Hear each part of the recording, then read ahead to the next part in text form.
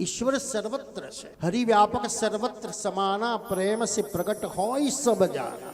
બસ એના નામનો પ્રેમથી પોકાર થવો જોઈએ. તમે રોજ મંદિર દર્શન જાઓ છો, રોજ સ્તુતિ કરો છો, રોજ પ્રાર્થના કરો છો, એક રૂટીન બની ગયું છે. પણ કોઈ મુસીબતમાં, આપત્તિમાં જ્યારે તમારો હૃદયનો નાદ નીકળે છે ને, એવો એ તાર નીકળે છે કે ઈશ્વર તુરંત સાંભળી લે છે. આર્તનાદ એ બહારની ભાષા નથી સમજતો, એ હૃદયની ભાષા સમજે. અને તેથી અંતર્યામી સમસ્તાનામ ભાવમ જાનાતિ માનસ. શ્રીમદ મહાપ્રભુજી કહેશે, ભગવાન તો હૃદયનો ભાવ સમજે છે. આજકાલ આપણે ભાવ એટલે રૂપિયાનો ભાવ લાવી દીધો. આના કેટલા, આના કેટલા, આના કેટલા, આના કેટલા. અહીં તો શુદ્ધ ભાવો પ્રભુ સ્થાપ્યો ન ચાતુર્ય પ્રયોજન. સમાજની સામે ચતુરાઈ કરો તો ચાલે, પણ ભગવાનની સામે ચતુરાઈ કરવાની જરૂર નથી.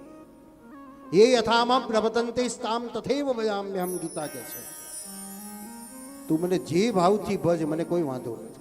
તું રોટલો ખવડાવ તોય વાંધો નથી, ને માલપુડા ખવડાવ તોય વાંધો નથી. તું બેઠો બેઠો ગાવ તોય વાંધો નથી, ને ઊભો ઊભો ગાવ તોય મને વાંધો નથી. પણ તું ભાવથી મને ભજ, મને બહુ આનંદ આવે છે.